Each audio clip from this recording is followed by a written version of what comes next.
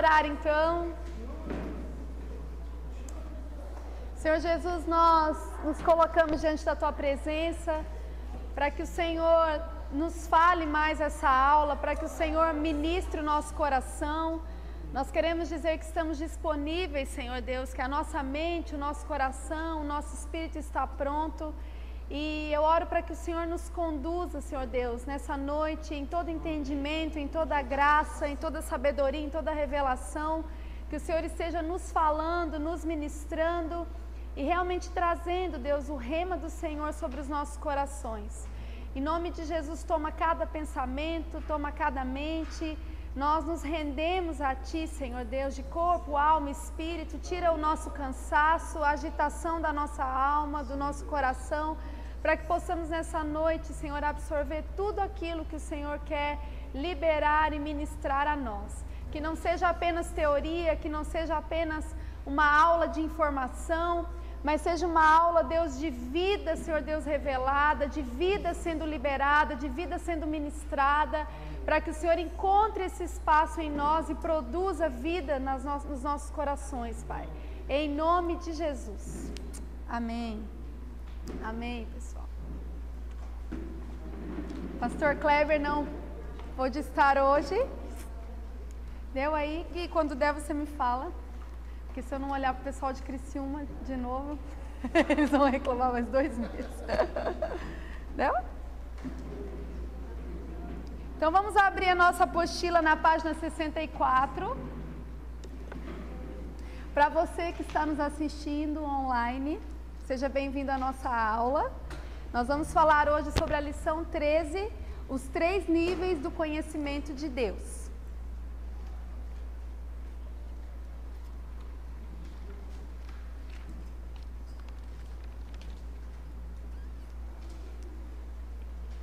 Vamos lá então, começando ali no início da página 64, ali no primeiro parágrafo diz: todo o nosso crescimento espiritual dependerá do conhecimento que temos de Deus.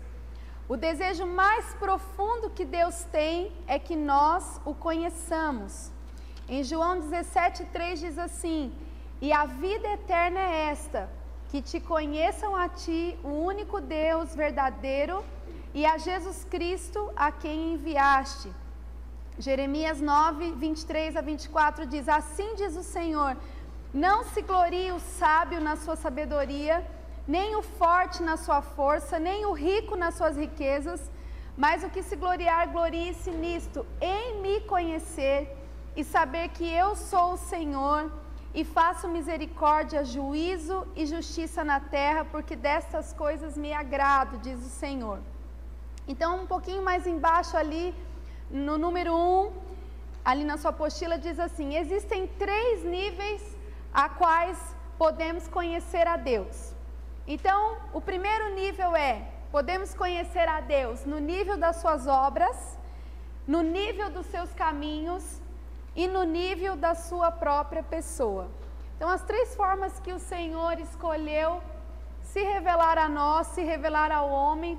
Se a gente lê toda a palavra, nós podemos ver esses 3 aspectos, que é através das suas obras, através dos seus caminhos e dos seus princípios e através da sua própria pessoa.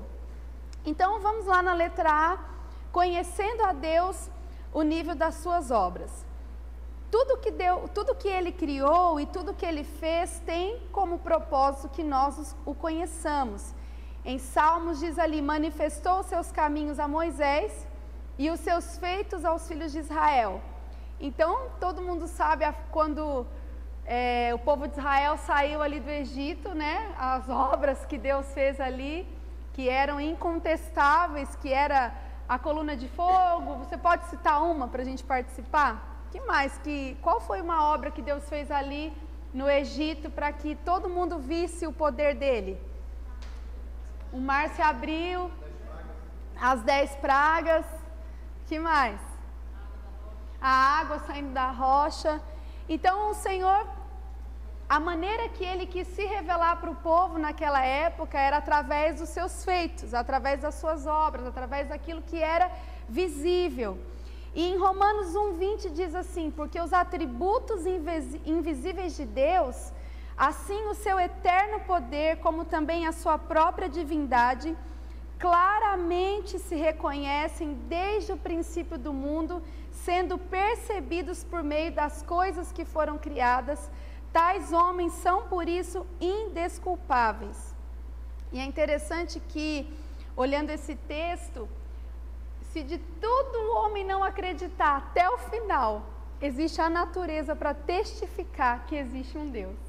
Que tremendo, né? Eu fico... Isso, mas tem a natureza, né? Às vezes eu fico pensando, como será que o evangelho de repente chega para um índio que nunca pisou numa igreja evangélica, nunca pisou... Vocês já pararam para pensar nisso? Como que o Senhor vai se revelar para ele? Às vezes através da própria criação, não é verdade? Então, nós não temos desculpas. Não existe uma desculpa para o ser humano, porque Deus deixou a própria natureza. Então você vai lendo os livros de Salmos, Davi, ele dizia muito isso: os céus proclamam a glória de Deus e o firmamento anuncia as obras das suas mãos. Olha que coisa poderosa. Então o ser humano realmente é indesculpável, porque existe um Deus que se revela através das suas obras.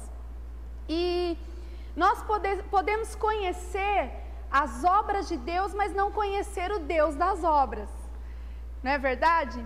Então Faraó, o próprio povo de Israel, é uma coisa assim que me intriga demais, porque às vezes as pessoas falam assim: puxa, seria tão fácil se Deus viesse pessoalmente, fizesse um milagre, se revelasse, não é verdade? Mas gente, olha isso, um povo que viu, pensa a gente vivendo no tempo de hoje, vê uma coluna de fogo, vê uma nuvem de glória, vê fumaça, ouvir trovão, vê mar se abrindo, incontestável. Eles provaram o sobrenatural de Deus, Deus mandando maná, eles conheciam as obras de Deus, e a palavra de Deus diz ali, mais para frente, que eles viram as suas obras, viram a coluna de fogo, viram o maná, viram a rocha, mas não entenderam os seus caminhos e seus propósitos, ou seja, não conheceram a Deus. Conheceram as obras de Deus, mas não conheceram a Deus. E Faraó foi uma dessas pessoas. Ele conheceu as obras de Deus, ele provou, ele viu, sabia quem era o Deus de Israel, mas não conheceu o Deus das obras. Então esse primeiro nível de conhecimento a nível de obras é um nível raso. É a primeira forma talvez que o Senhor se revela aí. E hoje na nossa geração a gente vê isso acontecendo, não é verdade? E eu acredito que Deus, ele tem prazer de se revelar, porque ele é onipotente, ele é todo poderoso. Então vamos trazer isso para a nossa prática. Quantas vezes nós vemos o Senhor operando sinais, maravilhas? É ou não é verdade? O pessoal que é assim mais antigo na fé, vocês viveram aquela época do dente de ouro? Quem que viveu? Gente, era demais! E era verdade! Né? Eu tive até uma experiência com isso, assim, eu não tive nenhum de ouro, né? Que toda vez que orava eu ia lá no espelho para ver se tinha alguma coisa brilhando, e eu falava: Deus, só não dá na frente, pelo amor de Deus. Eu morria de medo dele me dar um dentão. O meu sogro tem, gente, um dente de ouro, olha que legal, ele tem, ele ganhou. Então isso, uau, né? Sinais e maravilhas. E uma vez a gente estava orando na comunidade, na Reviver, lá em Curitiba, eu tinha 14 anos, eu lembrei disso agora. E estava nesse movimento do Senhor liberando essa porção de ouro. Era um tempo do ouro. Era impressionante. Tinha ouro na mão. Era o pó de ouro, né? E era verdade. Era impressionante. E aí o Senhor: me dá um dente de ouro, me dá um dente de ouro. Eu quero, só não me dá na frente, mas me dá um dente de ouro. E aí eu comecei a sentir um amargo na boca. E eu falei: ai, estou recebendo, eu sei que eu estou recebendo. E começou a ficar aquele amargo. Corri para frente do espelho, nada. Só que no outro dia eu fui ver, todas as minhas obturações de dente caíram. E meus dentes fecharam inteiros e ficou branquinho. E eu falei: olha que legal, uma coisa louca, né? Mas aconteceu comigo. Então, foi uma forma que o Senhor escolheu para revelar o seu poder, né? Então o Senhor, ele tem prazer de se revelar com curas, com milagres, com o sobrenatural, mas isso é conhecer Deus apenas a nível das suas obras, e não a nível dos seus caminhos e de conhecer sua própria pessoa. Deu para entender direitinho? Então vamos passar lá para a próxima página. Conhecendo a Deus a nível dos seus caminhos, na página 65. Abra aí a página 65. Os seus caminhos são os pensamentos, princípios e desígnios pelos quais Deus opera e atua. Então, Isaías 55, lá na metade dele, diz assim: porque os meus pensamentos não são os vossos pensamentos, nem os vossos caminhos os meus caminhos, diz o Senhor. Porque assim como os céus são mais altos do que a terra, assim são os meus caminhos mais altos do que os vossos caminhos, e os meus pensamentos mais altos do que os vossos pensamentos. Esse conhecimento é notavelmente superior ao conhecimento das suas obras. Então, Israel vivia com Deus no conhecimento a nível das suas obras, porém Moisés vivia com Deus a nível de conhecimento dos seus caminhos. Se você olhar lá um pouquinho mais embaixo, no 3, no 2, quando Corá se rebeliou contra Moisés, Moisés rapidamente, quem conhece a história, toma um incensário, fala para Arão: vai depressa, faz uma expiação pelos filhos de Corá, para que a ira do Senhor seja apaziguada. Ou seja, Moisés, ele conhecia o caminho para poder deter a ira de Deus, né? Um outro homem de Deus que conhecia o caminho de Deus, Abraão, ali no 1, quando ele intercede por Sodoma, Abraão conhecia o Deus de justiça. E é legal porque ele fala ali: e aproximando-se a ele, disse: destruirás o justo com o ímpio? Abraão começou a perguntar para Deus. Eu acho que Deus gosta dessas coisas que a gente faz com ele, né? Que ele gosta de se revelar assim. Se houver porventura 50 justos na cidade, destruirás assim e não pouparás o lugar por amor dos 50 justos que nela encontram? Longe de ti o fazeres tal coisa, matares o justo com o ímpio, como se o justo fosse igual ao ímpio. Longe de ti, não fará justiça o juiz de toda a terra? Olha que legal. Abraão conhecia o caminho, ele conhecia, ele tinha o conhecimento além das obras, ele conhecia o princípio, ele conhecia os desígnios de Deus. E se você vai lendo o texto, você vai vendo que ele vai diminuindo: Senhor, mas e se sobrar 45? Né? Aí ele fala: não destruo. E se for 40? Também não destruo. Mas e se for 30? Né? Você vai lendo ali. E se for 10? Ele vai diminuindo de 5 em 5 até chegar no começo, porque ele sabia que Deus era justo. Isso é conhecer Deus além das suas obras. Samuel, ali no 3, quando ele repreende a Saul, né? Vamos abrir lá, eu achei muito interessante esse texto, 1 Samuel 15, um detalhe me chamou muito a atenção, quando eu estava estudando essa lição.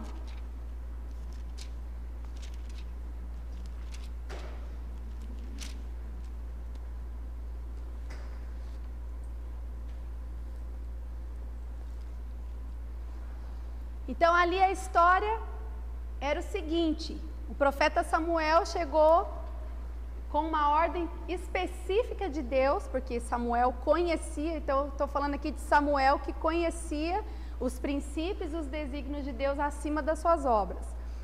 E Deus falou para ele que era para Saul partir para a guerra e destruir tudo. Vocês lembram dessa história? Ele partiu contra os amalequitas e o Senhor falou que não era para deixar nada. Era para matar rei, era para matar o rebanho, era para matar tudo, era para não ficar com nada. E aí, o que aconteceu? Ali no versículo 20, disse Saul: mas eu obedeci ao Senhor, cumpri a missão que o Senhor me designou, trouxe Agag, o rei dos amalequitas, mas exterminei os amalequitas. Não foi isso que Deus tinha falado. Os soldados tomaram ovelhas e bois do despojo, o melhor do que estava consagrado a Deus para destruição, a fim de o sacrificarem ao Senhor, seu Deus, em Gilgal. Então é interessante que Saul conhecia o Deus das obras. Não é verdade? Ele sabia que o Deus de Israel tinha poder para derrotar o exército do inimigo, porque ele já tinha provado isso nas guerras a qual Deus tinha entregado para ele. Mas olha que interessante ali no versículo 21, olha como que ele se refere a Samuel.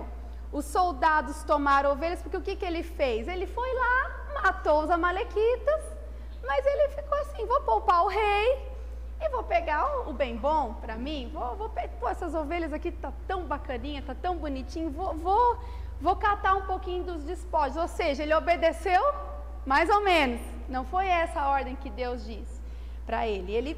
E aí o que ele fez? Aquele jeitinho que às vezes a gente dá, né? Eu dei até uma oferta. Olha, eu até peguei aquele rebanho, fui lá e até sacrifiquei uma oferta, né?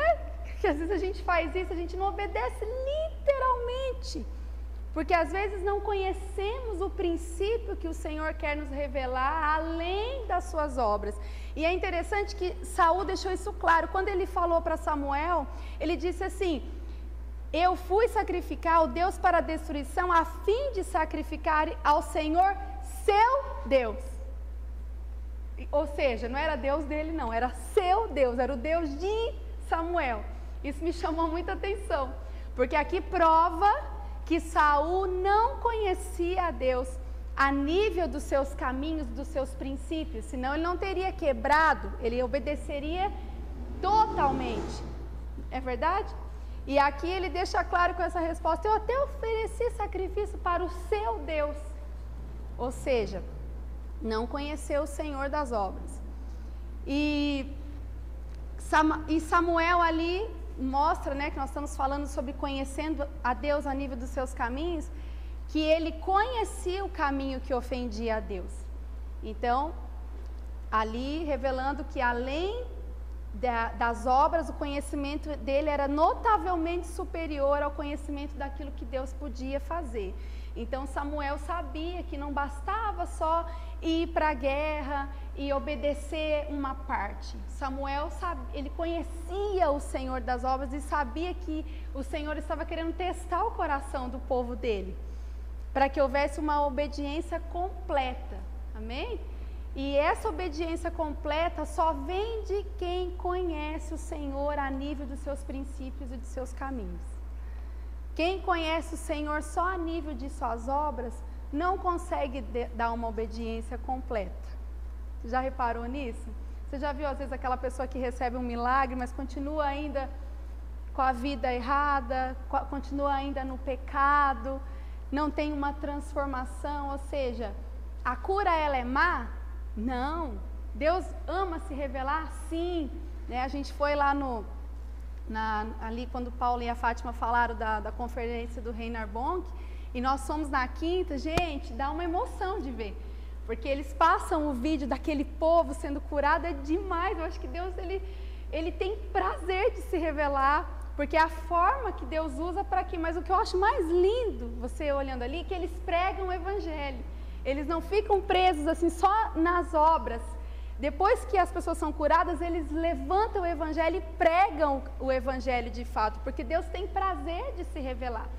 Porque aquilo ali é só o começo, vocês entendem? Que é o primeiro nível de conhecimento a respeito da pessoa de Cristo. E é tremendo, os milagres, maravilhas, nós precisamos de viver também isso no nosso meio, amém? Conhecer a Deus a nível de suas obras e também a nível de seus caminhos. E ali no final, na 65, diz assim: todos eles conheciam os princípios, essas pessoas que eu citei, Samuel, Moisés, Abraão, Davi, todos eles conheciam os princípios pelos quais Deus agia, e esse conhecimento os levou a fazer o que fizeram. Amém? Estou indo muito rápido? Não? Porque o Cleminho fala que eu falo muito rápido. Se eu for, vocês me corrijam. E o terceiro nível de conhecimento. Então, qual que é o primeiro nível que nós podemos conhecer a Deus? E o segundo? E o terceiro, conhecendo o próprio Deus. Oh, glória! Você pode dar um glória a Deus aí? Você pode dar um glória a Deus aí? Este é o mais alto nível de conhecimento que um homem pode obter.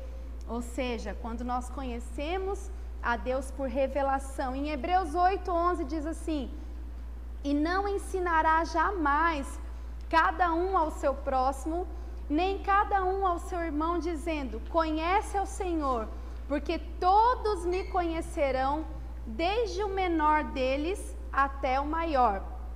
No Novo Testamento, há 2 termos gregos que significam conhecimento. Eu acho que pronuncia assim, ginosco, o qual significa conhecimento exterior que requer o ensino de outros, e oida, que significa conhecimento interior por experiência e não requer o ensino do homem. Ambos os conhecimentos são diferentes em natureza. Então, olhando ali, eu gosto de usar exemplos práticos para que a gente consiga compreender, né? Quem aqui já foi para Gramados? Tá?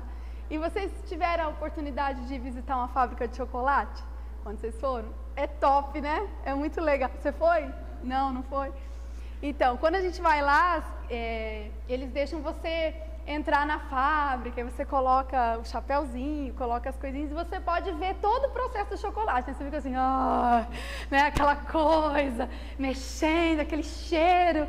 E aí você vê todos os processos de como que faz, a massa e as máquinas ali cortando. É uma arte, é muito bonito.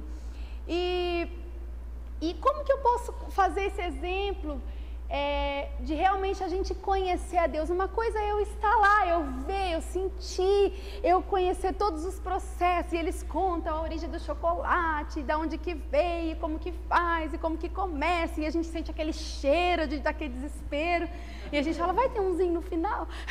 Que a gente sempre pergunta.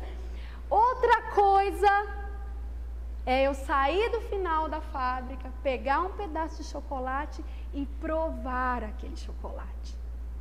Isso me faz ter um conhecimento interior e ter uma experiência com o chocolate. Estão entendendo como é que é conhecer a Deus pessoalmente? Então, nós podemos conhecer Ele em todos os níveis, mas conhecer Ele pessoalmente é conhecer Ele por revelação.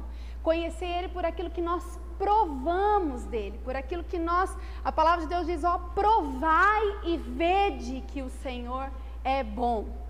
Então existe uma diferença muito grande entre você conhecer a nível das suas obras, a nível dos seus princípios, que devemos conhecer também, óbvio, mas a nível pessoal, que só vem pela unção de Deus que está em nós, que representa a presença do Espírito Santo de nós, quando provamos da natureza de Deus. Então esse é o conhecimento oida, que significa um conhecimento interior por experiência, e não requer o ensino do homem. E ali Jesus combatia muito isso. Você vê que o ministério de Jesus, assim, toda a oposição dele era contra os religiosos, não é verdade? Porque Jesus era firme, quando batia a religiosidade de pessoas até que conheciam as suas obras, conheciam seus caminhos, seus princípios, porque os caras eram assim, legalistas, eles faziam tudo direitinho, mas Jesus chamou eles de sepulcros caiados.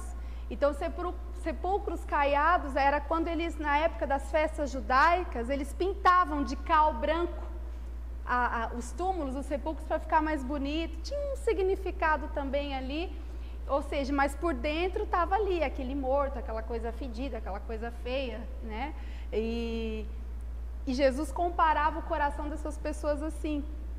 E os religiosos, eles tinham a informação sobre Deus. Os religiosos, eles tinham a informação sobre Deus, mas Jesus tinha o conhecimento interior do Pai. Ou seja, Jesus andava provando sempre chocolate. Ele conhecia a Deus, ele conhecia o Pai. E é interessante que eu estava lendo uma história, eu achei muito interessante, porque eu acho que isso resume bem na prática o que às vezes é ser religioso. Um casal parou no fast food para comprar, vamos colocar um Burger King, e eles pediram uma promoção lá, né, um Whopper, e aí, estou assim acrescentando a maneira Leile, tá? E aí, quando eles foram pegar o saco, aquele saco Ai, gente, de papelão, que você coloca a oferta ali, né? Sabe quando você vai no drive e você pega aquilo ali e vai embora? O gerente, ele tinha feito o fechamento do caixa. E ele tinha colocado o dinheiro todo dentro de um saco. E sem querer, na hora que a pessoa estava, em vez de dar um hambúrguer, ele mandou o fechamento todo do dia dentro de um saco. E aí entregou e o casal foi embora. E aí quando o casal foi, estava lá na estrada, dirigindo, quando eles abriram o saco, eu falei, gente, isso aqui é dinheiro. Vamos voltar para devolver. Aí voltaram, chegaram lá e o gerente já desesperado, meu Deus, onde é que está esse dinheiro? Cadê esse dinheiro? Aí chega o casal lá com um saco cheio de dinheiro. E aí o gerente, nossa, que demais! Que bom que ainda existe gente honesta nesse mundo, gente direita, gente correta. Olha, vamos fazer o seguinte, vamos chamar o jornal aqui para fazer uma entrevista com vocês, porque, uau, vocês voltaram aqui para devolver. Quem que faz isso no mundo de hoje? E eles, não é necessário, não precisa, a gente não quer que chame o jornal. Não, eu faço questão de chamar, de televisionar isso e fazer realmente levantar o testemunho de vocês. Eu faço questão que seja assim. E o casal começou a ficar, não. E aí ele já estava ligando para a CBN. E aí chega o cara e falou assim, então, sabe o que é? Não chama televisão não, porque essa pessoa que está aqui do meu lado não é minha mulher, ela é minha amante. E se aparecer na TV vai ficar complicado.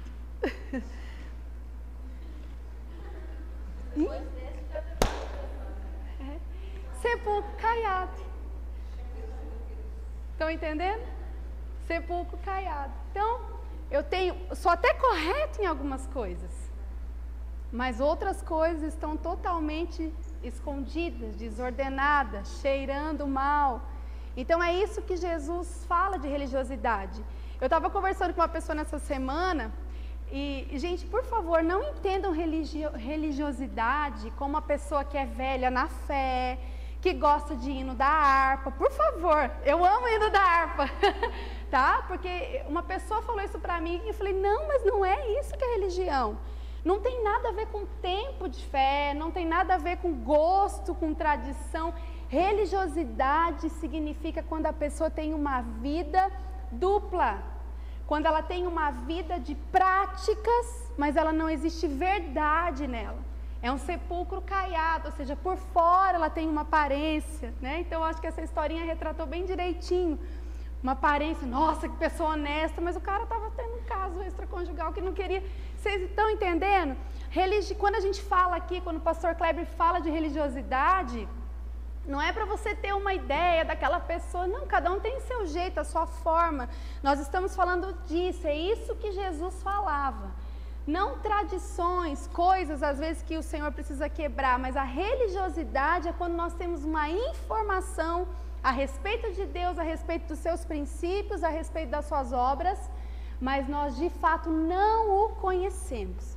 E se essa vida que opera em nós não nos faz sermos transformados, de fato precisamos nos arrepender, amém? Para que haja verdade na nossa vida.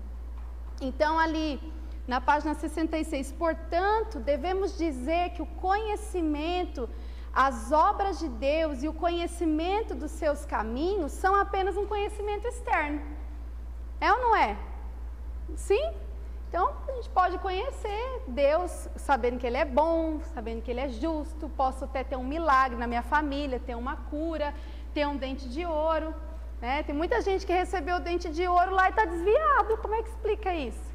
Eu conheço pessoas que tiveram a visão aberta, gente. Uma vez, a gente ouviu uma história de um amigo meu que eles tinham recém aceitado Jesus e eles foram tudo, acho que eu contei isso para vocês, né? E eles foram tudo orar no monte. Sabe aquela coisa, a gente está assim, pegando fogo, e foi todo mundo para lá, e era tudo novinho na fé. Tinha acabado de aceitar Jesus. Chegaram lá e começou, e a presença, aquele fogo, daqui a pouco, pá! A pessoa ficou endemoniada. Pensa, no monte, lá de noite, e virando o olho, aquela coisa, e aí eles expulsando, e nada do capeta sair, porque não sabia nem como expulsaram todos novos. E até, ele brinca, a gente ainda cheio de brecha, a gente não conhecia direito, sabe aquela coisa, né? E aí eles ficaram ali lutando para que o demônio saia, o demônio não saía. E de repente, ele contou para mim, que o Senhor mandou um anjo e a visão de todos viram. Ficou todo mundo assim, o anjo veio, amarrou o demônio e falou assim, me segue. E eles começaram a descer, olha isso, gente, o anjo na frente, todo mundo atrás e o capeta atrás. Aí o moço, aí ele cutucava assim, falava assim, ele tá aqui, não fala não, deixa ele aí. Que o cara foi liberto e via ainda, né? E aí diz que esse anjo desceu o monte todinho, todo mundo atrás dele, e chegou lá no final, diz que ele foi sumindo assim, todos tiveram a visão aberta, olha isso. E ele falou para mim, Leile, agora se eu te contar uma coisa para você, todos estão desviados. Eu falei, o quê? Ninguém mais está, daqueles meus amigos estão dentro. Então você está vendo? A gente pode conhecer, que isso, gente? Né? Ter conhecer, ter a sua visão aberta, de você ver mesmo. Está vendo como que isso não é suficiente? Quando o morto lá falou, né, rico e Lázaro, deixa que eu volte das trevas, para poder falar para os meus irmãos, porque se eu voltar, eles vão acreditar. Então a fé é uma coisa maravilhosa. A fé é algo extraordinário que o Senhor nos deu. Por isso que sem fé é impossível agradar a Deus. A fé ela tem mais poder do que o próprio sobrenatural de Deus sendo revelado. Porque a fé move aonde? O nosso conhecimento interior. E isso faz uma diferença. Então isso é para provar para nós que as coisas externas, que os milagres, que os caminhos não nos afeta tanto e não nos deixa tão retos no nosso conhecimento do que ter esse conhecimento por revelação, ou seja, provar de Deus no nosso interior. E ali em 1 João 4,8, diz ali, aquele que não ama, não conhece a Deus, pois Deus é amor. E eu vou falar um pouquinho mais para frente disso. Ali tem uma ilustração, eu achei muito legal também na prática. Se você tem um monte de açúcar e um monte de sal na sua frente, você pode confundir a aparência, não pode? Eles são iguais. Mas quando você prova o açúcar e o sal, imediatamente com a sua língua você sabe discernir o que é salgado ou doce. Né? Se até aquela Masterchef lá do primeiro, que era uma pessoa que cozinhava, que era cozinheira, confundiu, quem lembra disso? Confundiu açúcar com sal e colocou sal no bolo, você lembra, Paulinho? Disso então, ou seja, todo mundo se confunde, ou seja, porque a textura ela é parecida. Mas quando você prova, você realmente tem uma experiência e consegue discernir aquilo que é salgado e aquilo que é doce, porque você já não se apoia no seu conhecimento exterior. É verdade, às vezes lá em casa quando eu vou cozinhar eu ainda faço assim, será que meu conhecimento exterior é zero? Eu preciso me apoiar no meu conhecimento interior às vezes, porque isso é provar de Deus, né? E é interessante como que você pode explicar para uma pessoa o que é doce e salgado sem ela nunca ter provado. Por isso que o povo pira com a gente. Esses crentes são tudo doidos, esses crentes não saem da igreja. Até eu vi algo que eu achei muito engraçado essa semana, uma pessoa que foi convidada para ir num evento de casais evangelístico, aí ela falou, gente, eu não entendo como que vocês ficam tanto tempo dentro do lugar, que ela não imaginava o que a gente ficava 2, 3 horas, aí ela foi, ela amou e ela entendeu. O que esses crentes conseguem ficar 3 horas dentro de um lugar, o que eles ficam fazendo? Que as pessoas acham que imaginam muitas coisas, né, ao nosso respeito, mas nós provamos. Amém? De algo que eles não provaram. E a prova só vem por experiência. Não tem como a gente falar para alguém de Cristo somente para que ela conheça Cristo de fato, se ela não provar. Amém? E ali em 1 João diz 4,8 que aquele que não ama não conhece a Deus, pois Deus é o amor.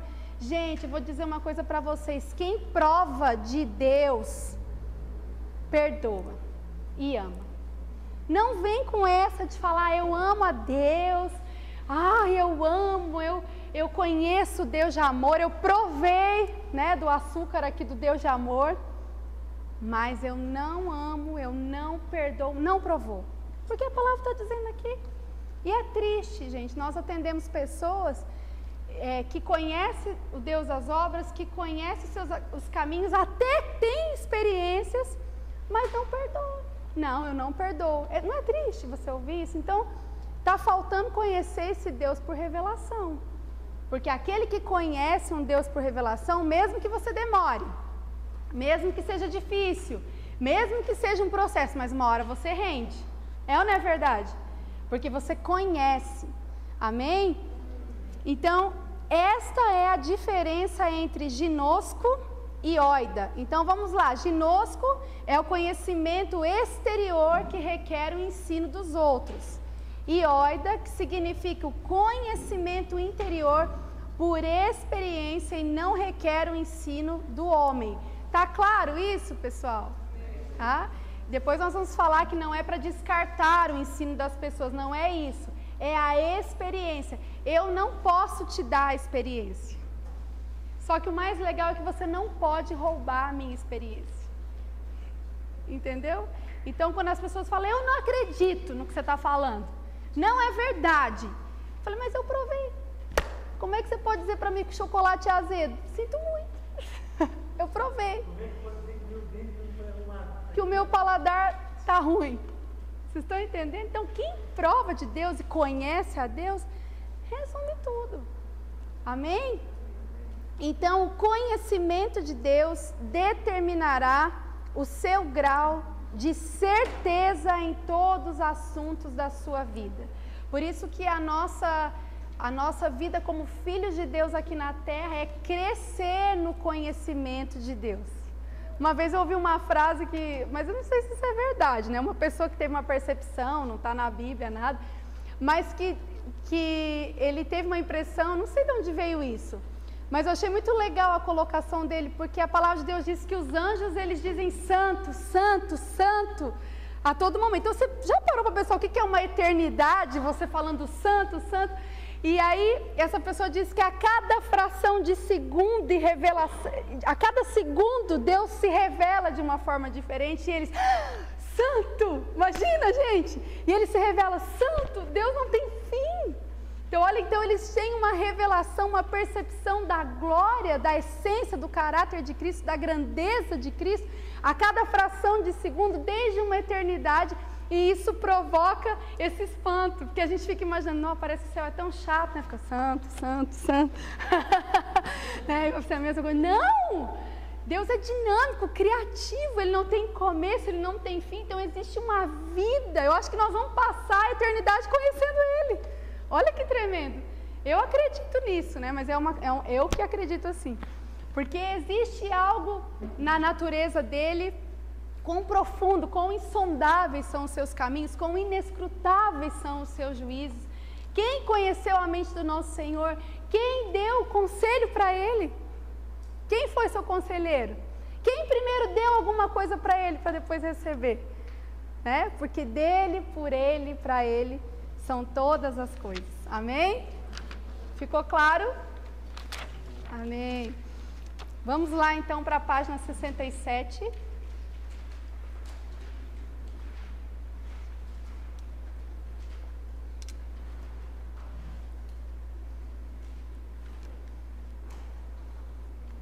No antigo pacto, Deus usou a lei e os profetas para se dar a conhecer ao homem. Então, através da lei, né, a lei mosaica, os homens podiam conhecer o caráter de Deus e, através dos profetas, podiam conhecer os seus propósitos específicos. A lei lhes permitia conhecer a natureza de Deus, pois continha tudo o que Deus aprovava e desaprovava. Era o logos invariável. Logos é um conjunto de leis que comandam o universo, né? Era o logos invariável e constante e deveria ser ensinado pelos sacerdotes. Então existia a lei, que o Senhor foi a forma de que o Senhor pudesse manifestar o seu caráter ali. E também existiam os profetas, que naquele momento o profeta, ele tinha a palavra específica para o homem. Então, por exemplo, essa mensagem pessoal se chamava em hebraico, dabar, sendo equivalente em grego à palavra rema. A gente ouve muito isso, né? Uma palavra rema, que é uma palavra específica, uma palavra exata. Então, lembrando lá, por exemplo, quando Saul tinha que subir para guerrear ou não, ele não ia na lei, ele ia no profeta. É para subir ou não? O que Deus está dizendo? Ou seja, Deus trazia uma palavra de conhecimento específico. Então, no Antigo Pacto, Deus usava a lei e os profetas para se dar a conhecer ao homem. E, apesar de todas essas maravilhas, ali mais no último parágrafo do ponto 2, destes meios, devemos reconhecer que somente proporcionava conhecimento exterior, como nós falamos ali, né? Então, Saul foi muito claro em falar, não, o seu Deus, eu vou oferecer sacrifício para o seu Deus. Eu já fui e ofereci sacrifício para o seu Deus. Ou seja, Saul não conhecia, só conhecia as obras, não conhecia nem os princípios. Seguindo no 3, no novo pacto, a lei de Moisés é substituída pela lei da vida e os profetas são substituídos pelo ensino da unção. Então, eu quero deixar bem claro aqui que nós não estamos falando dos ofícios dos ministérios de Efésios, tá? Porque Deus deu para o corpo profeta e deu o dom de profecia, amém? Não estou falando do ministério profético nem do ofício de profeta. Eu estou falando do ensino da unção, tá claro? Da presença de Deus, porque hoje nós não precisamos, eu vou falar ali mais para frente, consultar um homem de Deus para a gente fazer isso ou não. Eu vou explicar isso bem direitinho, tá? Então, no novo pacto, a lei do Espírito de vida que nos capacita para conhecer Ele interiormente, toma o lugar da lei mosaica. E aí ali em Hebreus 8:11, mais uma vez, e não ensinará jamais cada um ao seu próximo, nem cada um ao seu irmão, dizendo, conhece ao Senhor, porque todos me conhecerão, desde o menor deles até o maior. Em Romanos 8:2 diz, porque a lei do Espírito de vida em Cristo Jesus te livrou da lei do pecado e da morte. Ali no 7, no novo pacto, o ensino da unção que nos capacita para conhecer interiormente a sua vontade, toma o lugar dos profetas. Quanto a vós outros, a unção que dele recebestes permanece em vós, e não tendes necessidade de que alguém vos ensine, mas como sua unção vos ensina a respeito de todas as coisas, e é verdadeira, e não é falsa, permanecei nele, como também ele nos ensinou. Então, o que ele está querendo dizer aqui? Não é essa independência do corpo, nós vamos falar mais para frente. É a revelação e o provar que eu não posso te dar. Então, eu estou dizendo para você que Deus é bom. Uma coisa é você ouvir, você conhece os atributos de bom, Deus é bom, Deus é maravilhoso. Você provou? Só a unção pode te dar a revelação da bondade de Deus. Entendeu? Então Deus é amor. Eu sei que Ele é, mas eu provei desse amor de Deus? Porque o Evangelho, se você prestar atenção, amados, o Evangelho já foi pregado. É muito difícil você conversar com alguém que nunca ouviu, principalmente aqui no Brasil, que nunca ouviu falar de Jesus e do Evangelho. É ou não é verdade? A questão é, provamos, temos o conhecimento externo? Temos o conhecimento interno? Então, é interessante que isso, de uma certa forma, está impregnado em nós. Eu morro de rir, porque às vezes a gente, como pastores, está vendo como que a gente às vezes é preso nesses conceitos, às vezes, do Antigo Pacto. Então as pessoas chegam para nós e falam assim, pastora, casa ou não caso? Eu falei, meu Deus, que isso? Como assim? Eu tenho que decidir se você casa ou não casa?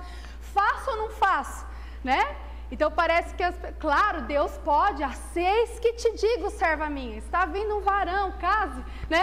Ou faço, mas eu digo assim, você dá uma sentença na vida de alguém, não é assim que o Espírito trabalha, amém, irmãos? Dessa forma, e isso acontece. Então, quando nós atendemos as pessoas, Qual que é a nossa função pastoral? Nós vamos direcioná-la, nós vamos falar, mas essa pessoa, ela está no princípio da palavra, ela está vivendo corretamente, ela está dando fruto, ela tem um testemunho, seus pais estão aprovando, mas jamais dar uma sentença, dar uma direção, porque a paz de Cristo é o árbitro nos vossos corações. A unção, a presença de Deus, a paz de Deus é o que determina, esse é o ensino da unção, de como você vai se mover, de como você vai proceder. E isso acontece demais nos nossos dias. A gente talvez aqui não tenha muito comum aqui, porque estamos crescendo em entendimento, temos pessoas maduras, mas eu conheço pessoas que vão, onde é que está o profeta tal? Vamos lá, corre lá. Agora cadê o outro? Vamos lá para ver o que ele fala, o que ele direciona. Não há necessidade disso, porque temos, e você pode tomar uma profetada. Quem aqui já tomou uma profetada? Alguém? Eu já tomei. Uma vez recebi um marido, já era casado com o Clebinho há 4 anos. E o profeta, eis que te digo, minha irmã, não temas, seu varão está chegando. Nem vou olhar para a minha aliança. Não, mas estou brincando. Claro que depois eu vou dizer para você que Deus usa sim a profecia, usa o profeta, mas mesmo assim o Espírito fala, ore, tente e testifique toda a palavra que você recebe. Quem testifica, irmão? A unção que está sobre você. Vocês estão entendendo? Quem dá o testemunho da verdade dentro do seu espírito? A unção que está dentro de vós, a presença do Espírito Santo que faz você conhecer. Amém? E então cuidado, quando alguém te pedir um conselho, busque, nunca dê a sentença, irmãos, isso é muito perigoso. Nós definimos destinos de pessoas, depois se está errado o casamento, ela vai bater na minha porta. Mas você mandou casar, né? E às vezes as pessoas, talvez quem sente isso mais na pele são os líderes, os pastores, né? As pessoas nos põem na parede. O que eu faço, pastora? Entra ou não entra no emprego? Eu falei, meu Deus do céu, Espírito Santo, o que ela faz, né? Eu já tiro o meu da reta. Eu falei, calma, irmã, vamos orar, eu vou te aconselhar, mas busque a unção que já permanece em vós, para que você tenha entendimento e possa se mover no ensino. Então, é esse ensino, tá claro?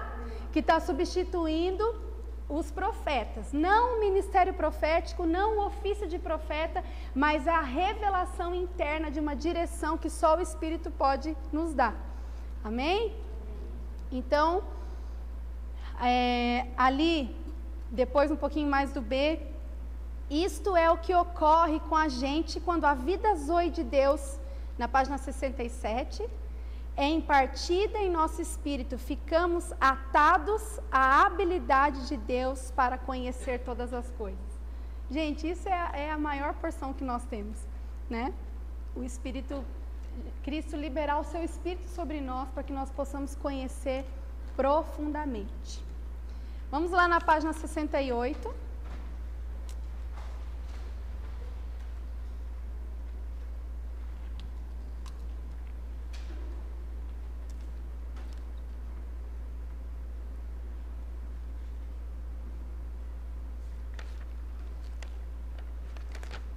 Então ali diz a relação que existe entre o conhecimento que a lei da vida nos provê e o ensino que nos dá a unção. Então eu não vou repetir aqueles versículos que estão sendo repetidos, né? Romanos 8:2 e 1 João 2:27. Então o 1 diz ali, a lei da vida proporciona o conhecimento da vida. Eu achei fantástico esse exemplo que ele usou aqui, que foi até uma das questões que nós discorremos, né, na semana passada. Então, quando nós nascemos, existe uma lei da vida natural que opera dentro de nós. Ninguém contou para você, ou te ensinou a ter fome, a ter sede, a ter sono, a ter dor, não é verdade? Né? O bebê quando está com fome, grita, né? E tem uns adultos que gritam também, de mau humor, mau humor e cara feio, tô brincando. Né? Então, essa é a lei da vida, e é natural. Então, um recém-nascido, quando você tem um bebê, naturalmente ele está com fome, ele já acha o seio da mãe, já começa a mamar. Existe uma lei dentro dele da vida natural, das necessidades básicas que ele não necessitou de ter conhecimento, isso já está nele, né? Então a nossa vida humana nos diz, você está com fome, é hora de comer. Você está com sede? É hora de beber. Você está com sono? É hora de dormir. Não aqui no CA, por favor. Viu, gente? Vocês que estão pescando, por favor, abram seus olhos. Não é hora de dormir, né? Recadinho dado. Nossa única opção é obedecer tal ordem. Quanto tempo nós podemos permanecer desobedecendo essas ordens? Você já parou para pensar? Fica aí 3 dias sem dormir. Acabou. Fica aí. Uma vez eu lembro que lá num programa antigo, quando eu era adolescente, que o Caldeirão do Hulk, não sei se vocês lembram dele, ele fez a Guerra do Sono. Então ia ganhar um prêmio gigante quem ficasse mais tempo sem dormir. Então assim, e era assim, era cruel. Eles faziam, contava assim de madrugada, punha aquela música bem suave e as pessoas tomavam choque, sabe? Ficava com um negócio de choque se dormisse e contava aquela história com a voz bem mansinha. E elas tinham um medidor dentro delas que se passasse um pouquinho, 10 segundos, elas já constatavam que elas estavam dormindo. E era tão interessante o que o sono fazia com as pessoas, então eles eram colocados à prova. Então, por exemplo, eles tinham que fazer baliza. Gente, os homens não conseguiam dirigir, eles faziam a baliza, eles não conseguiam entrar no carro, a baliza deles era assim, eles não conseguiam estacionar, eles não conseguiam andar, então, uma lei natural. E foi tão interessante que o final foi 2 pessoas assim sentadas numa cadeira, 3 dias sem dormir, sentadas numa cadeira de madrugada ouvindo uma música bem baixinha, e o primeiro que dormisse perdia. E aí a menina chorava, para não dormir, chorava, estava 3 dias e aquela música, até que uma, dormiu. Ou seja, a lei, dando exemplos assim práticos para vocês entenderem, a lei da vida. Sono, fome. Agora eu pergunto para você, se você desobedece essas ordens por algum tempo, o que acontece? Morre? Você acha que você não tem um limite para ficar sem comer, sem beber, sem dormir? Não temos. E com a vida de Deus é a mesma coisa. Existe uma lei do Espírito de vida que agora está dentro de nós. Olha que tremendo. Então a palavra de Deus diz que Jesus ele não veio para revogar a lei, ele não veio para tirar, ele veio para cumprir. Só que agora essa lei, ela está dentro de nós. E esse mesmo conjunto de regras, de princípios, de normas, estão dentro do nosso espírito e eles precisam serem atendidos, porque senão vai acontecer a mesma coisa com a vida natural, vai morrer. Então, por isso que a gente fala tanto dessa questão do nascer de novo. Né? Não entenda isso, quero deixar bem claro, que até foi uma dúvida da semana passada, porque um crente ele pode ter nascido de novo, mas ele pode ser carnal, mas ele cresceu em alguns aspectos, vocês estão entendendo? Não é porque a pessoa tem que ser totalmente, mas existe uma vida que está sendo gerada, existem regras, existe a lei do Espírito de vida, a qual ela tem comandos como na vida natural, e ela precisa de obedecer. Então, não adianta você ficar falando, eu não perdoo, eu não perdoo, não perdoo, não perdoo, não perdoo, não perdoo, mas existe a lei da vida. Uma hora, pode passar 20 anos, se você nasceu de novo, nem que seja no leito de morte, você vai perdoar. Porque você tem uma lei, é ou não é? Isso é a vida, Zoe, a vida de Deus, a lei do Espírito de vida operando dentro de alguém que nasceu de novo. Uma hora você precisa obedecer, porque senão você vai morrer. Então, a lei da vida proporciona o conhecimento da vida de Deus. Então, ali mais para frente, agora no novo pacto, o Senhor é a nossa vida, Zoe. Então, Colossenses 3,4 diz assim: quando Cristo, que é a nossa vida, se manifestar, então vós também sereis manifestados com Ele em glória. Então, nós podemos ver que essa vida, existe regras, existe princípios, e é tão interessante que a gente lida com pessoas, cada um tem um processo na vida com Deus, mas ela está lá. Então, às vezes, aquele irmão, por ele não ter tanto entendimento, por ele talvez estar alimentando mais a carne, ele demore mais a entender, até eu digo o fato do perdão, que é uma coisa que pega bastante, mas uma hora ele rende. Talvez o que leva 1 ano para ela, leva 10 para ela, mas rende, porque existe uma vida operando. Claro que a pessoa vai perder todo o benefício, né? Porque vai andar amargurado, que a vida de Deus pode produzir, mas ela cresce, amados. A vida com Deus, ela cresce, é uma lei para quem nasceu de novo. E ali mais para frente diz, o ensino da unção nos proporciona instrução interior sobre como andar nessa vida. Achei interessante também o exemplo que ele usou, que quando uma criança nasce, ela traz consigo a capacidade de andar. Você já né, quem tem filho, põe o filho no pé assim, eu fazia muito isso com as meninas, e vai no pé. Aí, quem que ensinou para o menino que depois de um tempo ele sabe que é um passo e o outro passo? Você já pegou a perna do menino, é assim? Não é verdade, é instintivo, está dentro dela, mas ele nasce sem saber andar. Mas existe dentro dele a capacidade, uma habilidade para se poder caminhar. E a vida de Deus, a vida do Espírito em nós, opera da mesma forma, como uma semente, né? Quem viu lá a parte que fala muito, né, daquele do vídeo lá do Lara, que é muito interessante, você recebe uma semente, e é uma semente viva, então uma hora ela vai crescer, a semente ela cresce, a semente do Espírito de vida, então ela pode demorar 5, 10, 20, aí eu acho que entra esse processo da santificação, mas ela vai crescer. Então qual que é o perigo? Quando não cresce. Quando não cresce, será que existe a semente do Espírito de vida? Será que a lei do Espírito de vida está operando dentro da vida dessa pessoa? Então é assim que nós podemos medir se a vida de Deus está fluindo e operando através de nós. E ali no último parágrafo, em Lucas 4,18 diz, o Espírito do Senhor está sobre mim, né? Quando Jesus declara isso, que foi profetizado pelos profetas, né? Essa mesma frase, acho que em Isaías, né? Se não me engano, pelo que me ungiu para evangelizar os pobres, enviou-me para proclamar libertação aos cativos e restauração da vista aos cegos, para pôr em liberdade os oprimidos.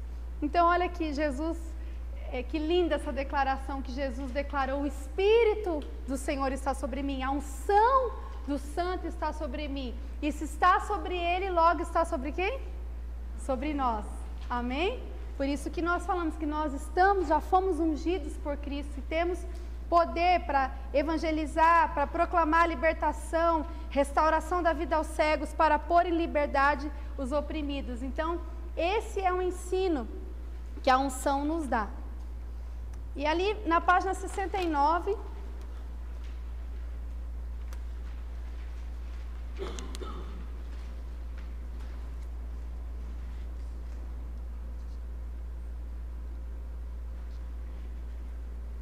diz ali, a natureza do ensino da unção. Então eu gosto de colocar a unção como a presença do Espírito Santo em nós, amém? Para a gente entender assim bem claro, quando a palavra de Deus fala das lâmpadas com azeite, eu entendo que a gente não está falando da lâmpada, né, irmãos? Amém? Da lâmpada com azeite, o que nós entendemos? Que é a nossa vida fluindo com a presença do Senhor em nós, amém? Então o ensino interior da unção é um sentir profundo, mais do que algo expressado claramente. O ensino interior da unção é completamente interno e nunca externo. Claro que ele reflete no externo, mas o ensino ele é dentro. Quem estava aqui no começo da aula, provar o chocolate. A sensação é externa ou interna? Interna. Só quem prova que é bom, principalmente da Copenhague, né, Nani? Então, é um sentir profundo e não uma voz fora de nós. O ensino interior da unção é natural e não forçado. Não é provocado de propósito, mas pode vir a qualquer momento. O ensino interior da unção é constante e não casual ou repentino. É desde o amanhecer até o amanhecer. Às vezes sentimos a sua proibição, em outras coisas sentimos sua permissão sobre determinadas coisas. Ao ler a Bíblia, o ensino interior da unção não nos transmite letras impressas, mas faz com que toquemos a Cristo e seus princípios, pois estes são mais valiosos do que as letras. Gente, que tremendo que é isso. Quem aqui já teve a oportunidade de ser ensinado por essa percepção. Amém? Você nunca chegou num lugar que você percebeu do Espírito que não era para você tocar, para você comer, para você não fazer? Sim, né? Às vezes coisas simples, eu acho que como Deus ele é rico, Ele é maravilhoso, Ele nos ensina em coisas simples, nos fala com coisas simples. Eu tenho provado de algo muito precioso na minha vida, que eu sempre, algo que o Senhor tem falado comigo, de tirar Deus do TSD, porque às vezes a gente esquece Ele no tempo sozinho com Deus, né? A gente ora, Senhor, então tchau, até amanhã, 15 minutos, deu, tchau, né? E a gente desconecta totalmente. E eu vou falar um pouquinho disso mais pra frente, quando Paulo fala para nós orarmos todo o tempo. O que será que ele queria dizer? Você acha mesmo que Paulo ficava lá de joelho o dia inteiro, orando no TSD dele? Não, irmãos.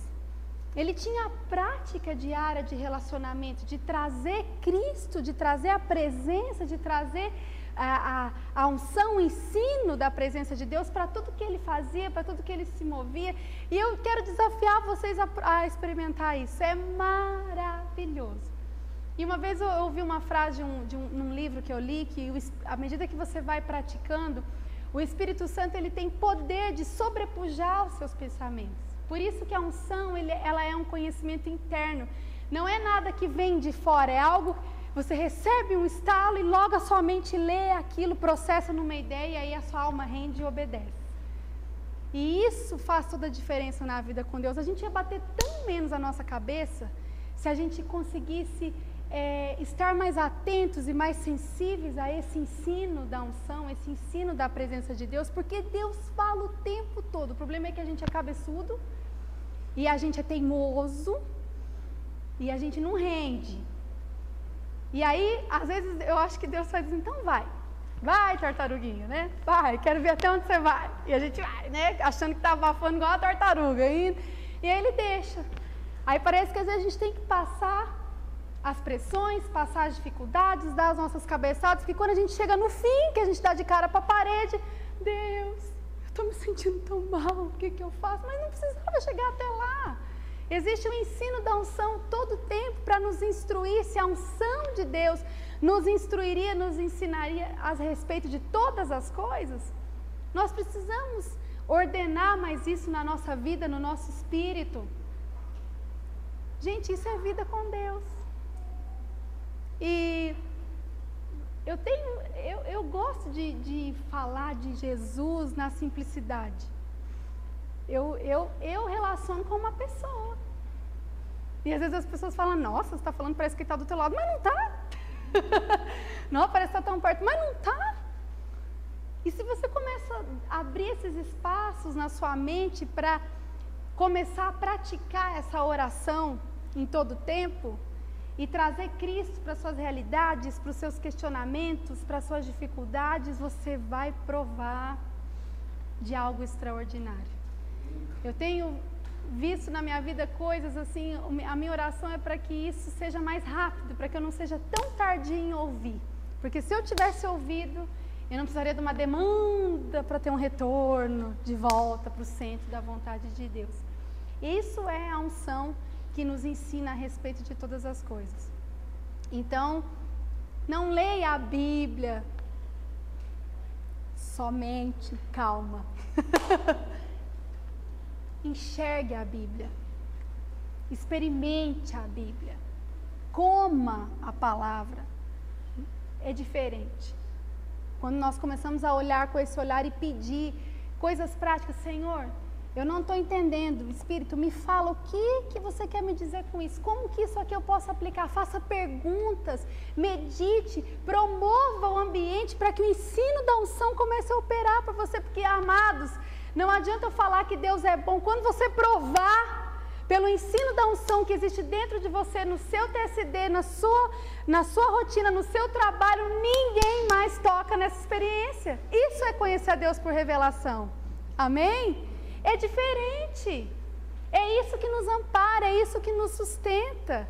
Então é como se às vezes a gente libera algumas coisas, mas o filé mignon mesmo, a gente está comendo colchão mole, né? Aqui, comendo aqui, a pastora Leila está dando colchão mole. Mas o filé mignon, o provar, a revelação está com ele.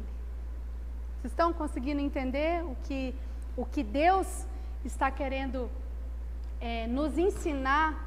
Você já tem a presença do Senhor que pode te instruir em todas as coisas.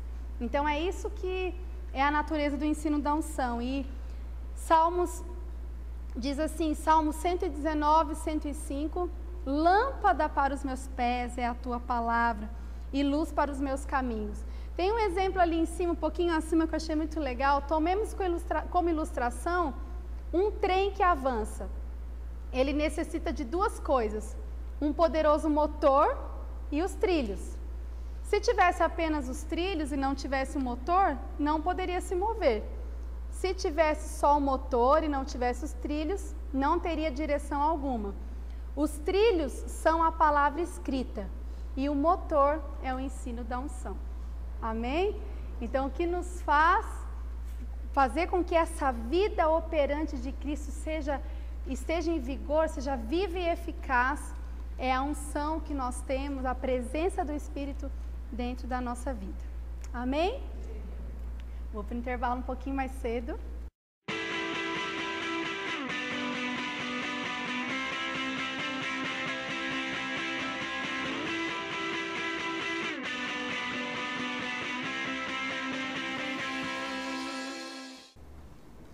Vamos continuar então na página 70. O lugar que ocupa no novo pacto o ensino impartido por homens de revelação. Então ali em Hebreus, quando ele fala ali, não ensinará jamais cada um ao seu próximo, nem cada um ao seu irmão, dizendo, conhece ao Senhor, porque todos me conhecerão, desde o menor deles até o maior. E em 1 João 2,27, quanto a vós outros, a unção que dele recebestes permanece em vós, e não tendes necessidade de que alguém vos ensine. Mas como a sua unção vos ensina a respeito de todas as coisas, e é verdadeira e não é falsa, permanecei nele como também ela vos ensinou. Então vamos deixar claro aqui que essa questão de que não tendes necessidade que alguém vos ensine é o conhecimento interior que só vem como prova de Deus, amém? Estão entendendo? E eu quero colocar os homens de revelação, que eu entendo, pessoas que eu não quero colocar o homem de revelação, não. As pessoas que ensinam, os mestres, profetas, pastores, os próprios irmãos que estão aqui, né, se movendo no corpo, que estão entendendo, que tem uma palavra de ensino, amém, irmãos? Então vamos colocar homens de revelação, pessoas que estão sendo treinadas por esse ensino da unção. Esses são os homens de revelação, pessoas que estão tendo revelação de vida. E é interessante, amados, que o que eu percebo é que o mundo lá fora, até as nossas próprias igrejas, nós estamos assim cheios de sermões com muita eloquência, bonitos, mas as pessoas têm fome de vida, não é verdade? E quando você vê, você consegue perceber quando existe uma vida sendo liberada. Às vezes a pessoa fala uma coisa simples, né? Eu pude até perceber isso no nosso retiro, né, mulheres? Não foi nada extraordinária a palavra. Às vezes a pastora Val lia, ela colocou o PowerPoint e às vezes ela estava lendo os conceitos, não teve uma revelação, uma palavra que tirou a gente do chão, não, mas era uma vida de Deus tão forte, repartida, impartida, que é um termo espanhol aqui que eles falam, né? Tão violenta que saía e manifestava no corpo. E esse é o ensino da unção, amém? Então, que precisa de ser realmente impartido por homens de revelação. Então, com essas declarações, continuando ali, podemos chegar a acreditar que os mestres não são necessários, mas não é isso que a palavra quer dizer. Ou ainda pensarmos, se temos a habilidade interior de conhecer a Deus e não temos a necessidade de que ninguém nos ensine, então por que nós precisamos então ser ensinados por homens de revelação, ou por essas pessoas que eu pontuei para vocês, mestres, pastores, pessoas que estão crescendo no ensino da unção? Então eu acho bem importante a gente ler aqueles textos para responder essas perguntas. Antes de responder essa pergunta, veremos o que Paulo ensinou aos homens e que ele mesmo desejava que os outros aprendessem a ensinar. Então ali ele diz: por essa causa vos mandei Timóteo, que é meu filho, amado e fiel no Senhor, a qual vos lembrará dos meus caminhos em Cristo Jesus, como por toda parte ensino em cada igreja. Contudo, prefiro falar da igreja 5 palavras com o meu entendimento para instruir outros a falar 10.000 palavras em outra língua. Então vocês estão percebendo que está destacado ali em negrito essa questão do ensino. Para isto fui designado pregador e apóstolo, afirmo a verdade, não minto, mestre dos gentios na fé e na verdade.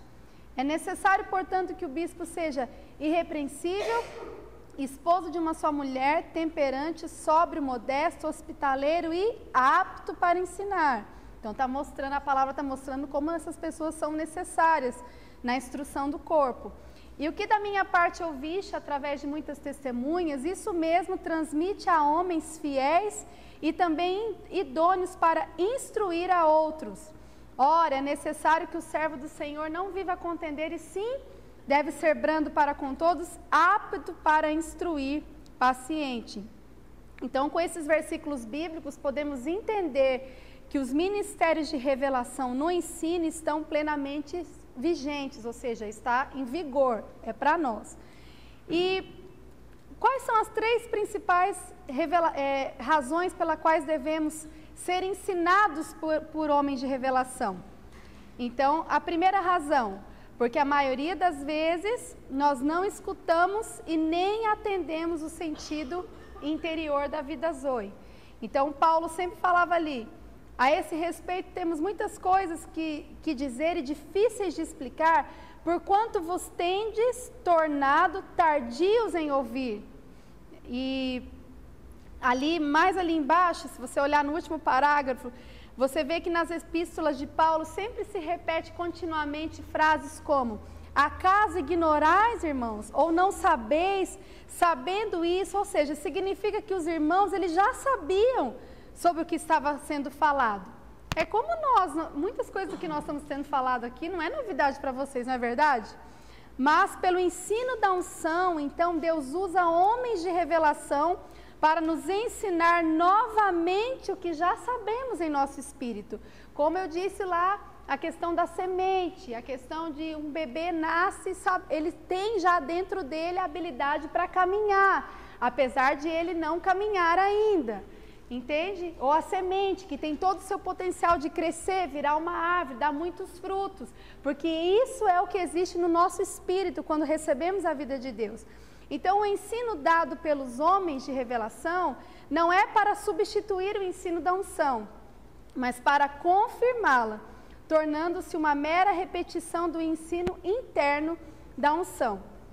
Então, claro que Deus não ia ser incoerente em falar nessa questão de sermos individuais, quando diz que a unção, e a gente não pode cair nesse perigo, sabe? Eu gosto de uma frase que meu pai sempre falou, que ele diz assim: quanto mais santo eu sou, menos eu cobro das pessoas. Então eu acho fantástico, que eu acho que isso define. Quanto mais perto de Cristo você está, quanto mais entendimento, mais revelação, mais humilde você tem que ser. Mais disposto você tem que ser, mais servo você tem que ser, porque senão você está entendendo? Você vai ser só intelecto. Então, a verdade de Deus, ela se expressa nessa vida. O conhecimento de Deus faz você, a cada dia, ter mais humildade, né? A cada dia reconhecer mais as suas fraquezas, sabendo que você é Jesus. Ele deixou o caminho: aprendei de mim, porque eu sou o quê? Sou manso e sou humilde de coração. Então, essa é uma chave preciosa. E é interessante que nós precisamos de entender essa questão de nos mover no corpo, como foi falado ali, que uma pessoa não pode, né, que a pastora Val falou, aquela frase fantástica, uma pessoa não pode conter o tudo de Deus, mas um corpo pode. Ah, isso é fantástico. Então, para mim acessar o tudo de Deus, eu preciso conviver com os irmãos. Porque é nas nossas dificuldades, nos nossos atritos, nas nossas fraquezas no nosso conviver é que nós crescemos e acessamos, é a oportunidade que nós temos quando convivemos, quando estamos reunidos no nome do Senhor, de acessar todo esse tesouro, toda essa riqueza que existe no corpo. Porque às vezes a Lília, por exemplo, já conseguiu ter revelação a respeito de algo que eu não tive. Vamos supor que a Lília está ali lutando para ter paciência. E ela teve uma revelação do Espírito, o Senhor começou a produzir o fruto da paciência, mas eu ainda não consegui acessar essa revelação. Estou ali, eu posso acessar esse tesouro que ela porta. Ela pode me instruir, ela se torna uma mulher de revelação na minha vida. Vocês estão conseguindo entender? Então esse ensino existe no corpo de Cristo. A experiência da vida, e a vida conta muito mais, não é verdade? Quando as pessoas olham para você, elas olham a sua vida. Elas não olham o que você está falando, se você prega bem, se você fala bem, elas estão olhando para o que você produz, para quem você é, para a vida que sai de você. Então, esse ensino no corpo, ele é importante. E deixa eu te dizer uma coisa, meus irmãos, assim, né, nós estamos aqui vivendo, às vezes ouvindo algumas coisas que nós não entendemos, termos que são difíceis para nós. Eu conheço vocês, tenho bastante liberdade para falar, então tem terminologias diferentes, verdade presente, que bichão é esse de 7 cabeças, coisas às vezes que nos assustam, né, que às vezes nos deixa assim temerosos, medo de entrar alguma heresia, que povo doido, tem algumas coisas que a gente não entende direito, mas eu queria mostrar para vocês aquilo que o Espírito tem falado comigo, que quando nós nos colocamos numa posição de humildade e sujeição, de absorver esse ensino, mas nos colocarmos debaixo de uma sujeição para que a unção do Espírito de Deus nos revele, se torna diferente. Então uma pessoa que é humilde para se dobrar a unção de Cristo, porque eu não posso provocar em você a revelação, não é verdade?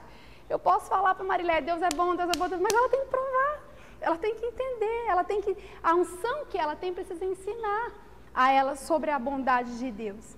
E nós precisamos nos sujeitar, porque a humildade, ela abre essa porta. Então você jamais pode dizer para mim, o Paulinho diz que eu estou muito Masterchef, que eu só falo de comida, oh meu Deus, todos os meus exemplos é só comida, mas é que aí todo mundo entende. Mas ninguém pode falar para mim que o chocolate é azedo, não pode, eu provei. Não é azedo, porque ele está estranho, ele tá torto, ele está esquisito, ele não está um chocolate direito. Eu falo, mas eu provei, é até bom. Isso é humildade, isso é a gente ser maduro. É nós chegarmos em casa e falar, Senhor, me explica esse negócio direito. Né? Coloca no crivo do Espírito, amados, porque aí nós vamos respeitar a revelação e o ensino que está sobre a sua vida, porque nós temos o mesmo Espírito, então não é possível que o Espírito ele é um só, nós temos o Espírito de Cristo, amém? Temos a mente de Cristo, então se você foi ensinado por esse ensino, vai testificar no meu Espírito na hora. É muito legal que, eu tenho uma coisa, às vezes aqui com a Marilé, é muito legal, ela tem um dom parecido com o meu, às vezes no dom de revelação, e é interessante que todas as vezes, né, eu estou treinando ela para ela ficar mais corajosa, caramba. Mas todas as vezes que o Senhor, praticamente, gente, é uma coisa impressionante, vai liberar uma palavra através da boca dela, o Senhor me fala, eu fico esperando. Tadinha, ela tem obedecido. Mas eu digo assim, eu quero dizer como que o Espírito é o mesmo. E às vezes ela vem contar para mim, Leile, a hora que você falou isso, eu estava vendo isso, eu estava vendo... E não só ela, como outros irmãos, às vezes Deus dá a mesma visão, Deus traz a mesma revelação, o mesmo discernimento, a mesma palavra, a mesma direção, até a música. Eu falei, não acredito que você cantou essa música, Deus estava falando comigo. Porque temos o mesmo Espírito. Então, essa humildade, essa sujeição, de a gente falar, Senhor, eu quero crescer, Deus. Não me deixa ficar enganado. Me ensina, Espírito, me mostra o que é isso. O que o Senhor quer me ensinar Porque eu vou dizer para vocês, irmãos, eu tenho provado. E eu tenho provado de algo tão precioso na minha vida que eu nunca provei. Mas o que eu provei antes era ruim? Não. Mas você já comeu chocolate da Garoto? Quem já comeu? Ah, eu não doce. Oh, meu Deus.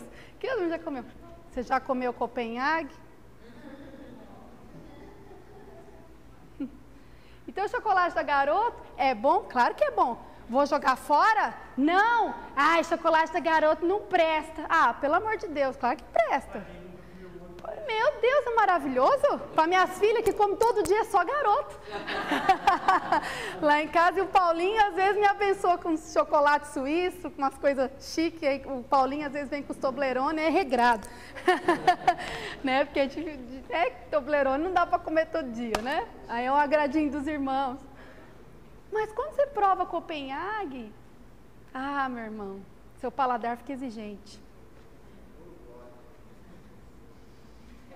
É isso. Então, isso requer humildade da nossa parte. Entendendo que o Espírito vai respeitar o tempo de cada um, vai respeitar, amém, irmãos? A vida de cada um, o tempo, mas eu quero incentivar você como pastora da igreja a pelo menos usar o que você está ouvindo aqui e coloca no crivo de Deus. Deixa Deus falar com você. Deixa Deus te revelar essas coisas para que você comece a entender a partir do ensino interno da unção. Porque se colocar um Garoto na minha frente, um Copenhague, eu não vou poder dizer para você que o Garoto é melhor. Mas eu não vou descartar e jogar ele fora. Porque ele ainda é chocolate? E também, tu não pode pegar e aquela pessoa que está se deliciando do Garoto... Isso. Pegar e destruir o Garoto. Mas aí que está. Ela não vai chegar no Copenhague. O ensino da unção te dá humildade. É verdade. Você vai chegar em casa, você vai comer chocolate.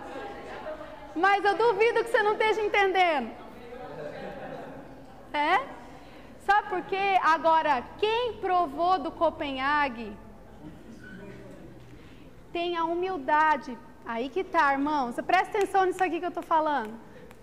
Quem provou de algo melhor, se provou de verdade, vai ter extremamente humildade para servir e amar aquele irmão sem julgá-lo até que ele entenda. Porque Paulo deixou um limite para nós, até que todos. Se o dia que você estiver lá em cima, eu comi Copenhague, você vai jogar seu Garoto fora. Então você não entendeu nada, você não comeu Copenhague nada, era falso. É do Paraguai. Porque a natureza de Cristo é cheio de graça e verdade. E ele é manso e humilde de coração.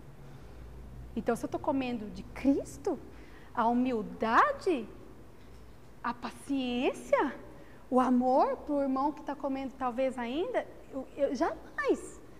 Não tem como. Vocês estão entendendo o que eu estou falando? Essa é a verdade que nós portamos. Essa é a verdade que nós conseguimos manifestar. Agora, não vamos ficar fechados para aquilo que Deus está querendo nos dar como dádiva. Mas cada um no seu tempo, amém? Não existe pressão, não existe imposição, existe exposição. Existe uma diferença, irmãos, entre impor algo e entre expor algo. Agora, os inteligentes, os maduros, os bereanos, eles examinam as escrituras e eles se colocam debaixo do crivo da unção que nos ensina a respeito de todas as coisas. E isso faz diferença na nossa vida. E eu quero falar mais um pouquinho agora, aproveitar que eu posso falar. Que esse tempo, eu vejo que, eu não quero, irmãos, que vocês entendam que esse tempo na nossa vida como igreja vem para tirar nada. Se a gente entrar aqui e não ver esse tempo como um acréscimo, como o Zé falou, é muito importante o que ele falou. A gente vai cair num perigo muito grande de começar a julgar as pessoas, de achar que não presta mais nada, em nome de Jesus, que essa mentalidade caia hoje aqui. Amém? Que é isso, irmãos? Nós temos os nossos irmãos da fé de 2000 anos atrás, de 500 anos atrás, que fizeram reformas, que trouxeram o cristianismo para nós até hoje. Agora, nós precisamos sermos maduros para entendermos o tempo profético como igreja que nós estamos vivendo. Nós estamos vivendo outro tempo, amados. tempo onde se não existia uma vida operante no nosso entendimento. Vocês percebem, vocês que têm filhos, como o diabo vai na mente das nossas crianças, parece um monte de zumbi. Essa geração é um bando de zumbi, que não pensa, que não, nada toca, nada conecta. Então nós precisamos de entender o tempo profético que nós vivemos e entender esse tempo que não está acontecendo só aqui. Não é o povo da Reviver. Olha, eu tenho uma experiência muito legal. Minha mãe veio lá agora de Paranaguá. Posso contar? Que vai gravar. E a gente tem primos, nossos primos são batistas, mas pensa daqueles batistas assim, batista mesmo, sabe? Da gema. Povo de Deus, irmãos, de Deus. E olha que lindo, eles estão vivendo tudo o que a gente está vivendo. Não está falando verdade, presente, não está usando os mesmos termos. Mas foi um irmão testemunhar lá, eu e minha mãe ficou assim, meu Deus, o que é isso? Deus falando as mesmas coisas, revelando a mesma coisa, numa igreja tradicional, que agora que está se atentando talvez para os dons, e o Espírito se movendo da mesma forma, talvez não no mesmo termo, mas o mesmo Espírito, o mesmo entendimento de Cristo, da verdade, da vida de Deus. Olha que tremendo, vocês estão entendendo? Como isso é importante a gente entender o que Deus está fazendo na terra. Estuda as igrejas do Apocalipse e veja, nós vamos ter uma matéria mais para frente das eras que cada igreja passou. Então, Deus ele é tão lindo que às vezes o vinho já foi repartido, irmãos. Quem aqui é da comunidade que viveu aquele tempo que a gente cantava, nosso general, o tempo bom na nossa vida que não volta? Porque Deus estava se revelando como um Deus de guerra. A gente entendeu o que era guerrear. Quem que é desse tempo? Que deu um saudosismo aí, delícia, né? E a gente ia, já posso escutar o exército. Ninguém conhece, mas... Era muito bom. E o Senhor levantando a noiva para guerrear. E aí depois o Senhor veio naquele mover de comunhão, fazendo entender recebi um novo coração do Pai. E tantas coisas que o Senhor foi liberando, destravando, koinonia. A gente tinha até o 20º, né? Que a gente ouvia aquelas canções, o Espírito liberando, trazendo entendimento de cura. Irmãos, vamos jogar fora isso? Sim ou não? Não. E aí agora... depois o Senhor trouxe um mover de intimidade. Eu que vim lá de Belo Horizonte, que peguei todo aquele começo, avivamento, o leão, a águia batendo a asa, tudo, fiz de tudo. E aí, e intimidade, a gente nunca tinha relacionado Deus como pai, como filho. Isso destravou a nossa vida na comunhão de intimidade, não é verdade? Outro liberar. E o que eu entendo? Que esse vinho já foi repartido. E qual é o vinho que Deus quer liberar sobre nós agora? Temos que ter odres novos, amados. Mas ter um odre novo não é desclassificar nada do que você viveu. É você simplesmente se colocar debaixo desse ensino para que o Senhor derrame um novo vinho. Amém? Era ruim o vinho que a gente bebeu? Não! Por causa daquele vinho que nós estamos aqui. É ou não é? Que isso? Se não tivéssemos curados, libertos, resgatados e entendendo a guerra. Agora o que eu percebo? O Senhor querendo nos dar um odre novo, não para tirar e desclassificar nada, mas para classificar, completar o nosso entendimento. Porque, amados, eu vou dizer, tudo que foi edificado em Cristo naquele tempo, ninguém pode tirar de você. Você provou. Ninguém pode dizer para mim que eu não fui curado. Claro que eu fui. Eu provei do amor de Deus, eu provei da libertação de Deus, eu provei. Cristo, eu provei. Mas eu quero um odre novo. Amém? Porque eu quero entender o tempo profético que Deus está trazendo sobre nós nesse tempo, como igreja, na terra. Não é uma coisa da Reviver, meus irmãos. Não pensem assim, porque a mente vai ser muito pequena nossa se nós pensarmos assim. É algo que Deus está fazendo no mundo. Amém? Eu queria colocar algo bem legal ali para terminar essa página 70 aqui. Quando não...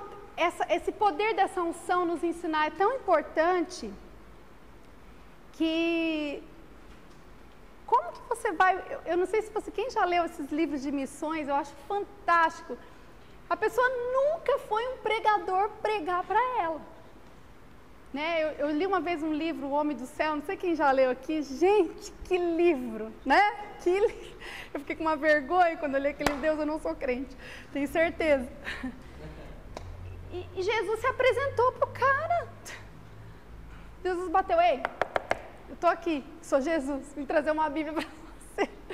Sabe, onde não chegam os homens de revelação, como é que os caras conseguem crescer em entendimento, conseguem dar a vida por Cristo numa tribo indígena, um muçulmano que nunca ouviu um pastor, que nunca ouviu um pregador, e Cristo se revela pelo ensino da unção que ele carrega. Amém? Olha que precioso aquilo que nós temos. Isso é de fato conhecer a Deus e provar de Deus. Amém? Vamos passar.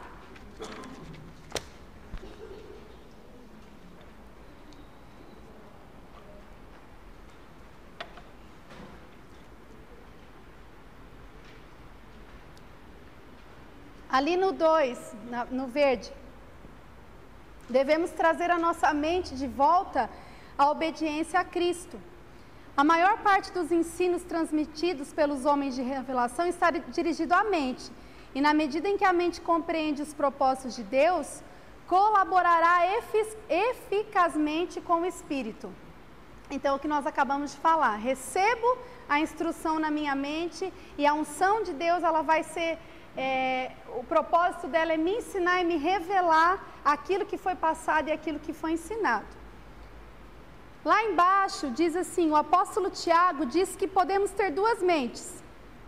Ele chama ali homem de ânimo dobre, inconstante em todos os seus caminhos. E ali em azul, em negrito, podemos ter uma verdade em nosso espírito e uma mentira em nossa mente.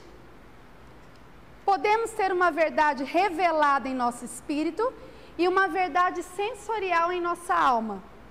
Então vamos dar um exemplo disso. Por exemplo, uma pessoa que sabe que o pai ama, sabe que ela é filha, sabe que ela foi adotada, ela sabe tudo, que ela foi herdeira, que ela é cordeira com Cristo, que Deus é amor e que ela tem uma herança. Elas têm essa verdade instalada no espírito dela, mas ela é presa numa mentira de que ela não se sente amada, de que ela não faz parte, que ela não consegue se sentir filha, de que ela não é digna, né? Gente, eu conheço pessoas, sinceramente, que estão há 10 anos curando a mesma coisa. E Deus já falou, e a pessoa chorou, e aí a pessoa... Alguém aqui teve problema com seu pai na terra? Aí a pessoa levanta os 10 apelos que teve nos 10 anos. Eu falei, gente, ainda? Ai, meu Deus. Quem aqui ainda não entende a paternidade de Deus? Vocês entenderam? Ela tem a revelação no Espírito, mas ela está aprisionada numa mentira. E como Satanás nos aprisiona em mentiras, amados? Gente, vocês estão entendendo o que é a vida Zoe operando? Nós não vivemos a realidade de Cristo. Então, como que pode sair da minha boca que eu não sou amado? Como que pode sair da minha boca que eu não sou filho? Eu acho que Deus não me ama. Eu ainda tenho problema com... Eu tive problema com meu pai na terra e eu não consigo receber a paternidade de Deus. Amém, irmão. Até entenda-se no primeiro ano, no segundo ano, onde os homens de revelação vão te ensinar, onde a unção vai te ensinar, mas passa 10 anos, você ainda está na mesma coisa. Tem alguma coisa errada. Preso numa mentira. Então, nós precisamos ter uma verdade revelada no nosso espírito e uma verdade em nossa mente. Vocês estão vendo a diferença? Isso faz a nossa vida, a vida de Deus fluir em nós. E ali podemos ter uma verdade revelada em nosso espírito e uma verdade sensorial em nossa alma. Eu acho muito legal isso, quando estamos, de repente, numa reunião. Você sabe que Deus te ama, mas quem já sentiu aquele cheirinho de Deus assim? É gostoso, né? Vocês nunca sentiram? Eu senti. Aquele abraço, e aí você está ali orando e você está tão chateado, ou está assim, com algum problema, e de repente, ou Deus usa algum irmão, para ministrar o amor de Deus sobre a sua vida, ou você mesmo sozinho, o Senhor fala alguma coisa que lembra aquilo que já está no seu espírito e naturalmente a sua alma sente aquilo, aí você chora, você sente um abraço, você sente um calor, né? Eu amo, né, essas coisas, né? E não tem problema, porque é uma verdade que está no teu espírito, que foi revelada para você e você pode sentir. Vocês estão entendendo? É diferente de que quando, nós vamos falar isso mais para frente, algo vem de fora, quando somos provocados na nossa emoção fora. Por exemplo, eu lido com o universo de música. Eu vou dizer para vocês que eu tenho o poder de fazer você chorar. E eu posso provocar uma emoção em você. Se você chega aqui chateado, cansado, eu fico, não se chateie, Deus está contigo, Deus é teu amigo, né? Ele te ama. Gente, é errado? Não. É errado se mover na alma? Não. É pecado? Não. Tá? Vamos acabar com isso agora. Produz vida? Não. Mas não é errado, é só emoção. Somos feitos de emoções. Não tem problema. A questão é que choramos, babamos, limpamos as melecas e vamos embora igual. Mas não é errado, mas não transforma. Vocês estão entendendo? Então, nós precisamos trazer essa verdade do Espírito na nossa vida. Recebemos a revelação e ela pode ser expressada sensorialmente. Eu lembro que o David, quando ele fez aquela música, ai que íntima, David, né? David Keelan fez aquela música do Abraça-me. Ele teve uma experiência com Deus, é lindo ele cantar. Ele estava ali e ele realmente sentiu, foi de verdade, viu, Fê? Alguém abraçou ele e ele falou assim, só que ele não ficou muito apavorado porque ele achava que era um ministro que estava lá. E ele sentiu fisicamente alguém abraçando ele. Ele tinha certeza que era o irmão que estava lá e ele estava lá. E ele, ai, que bom que esse irmão está me abraçando. E quando ele abriu o olho, ele viu que não tinha ninguém. E uau, gente, isso é uma experiência mega sensorial. Uma revelação. E aí veio a canção, Deus deu a canção para ele. Mas foi uma verdade que já está no espírito dele, que veio, a alma conseguiu absorver. E tem pessoas... Por isso que a gente não pode julgar as pessoas se elas choram ou se elas estão gritando ou não, né? Eu acho legal porque às vezes meu pai quietinho, né? Ele está assim ali, Deus está falando com ele, deixa ele. Aí às vezes ele vem contar alguma coisa para mim, né? A gente não pode julgar se uma pessoa é espiritual pelas coisas sensoriais que elas estão sentindo. E Deus trabalhou muito isso comigo no meu ministério lá, porque quando a gente começou em Belo Horizonte, o mover era se todo mundo estivesse gritando, né? Se ninguém estivesse gritando e chorando, ai meu Deus, não rompi. Ai, foi horrível o culto, não teve mover. Era assim. E com o tempo a gente foi amadurecendo, né? É errado, está bem claro. Sentir não tem problema. Gritar, espernear, babar. Se você faz movido na sua alma, só não vai produzir vida. Você só gritou, babou, chorou, como a gente faz no filme, como a gente faz numa música bonita que a gente ouve.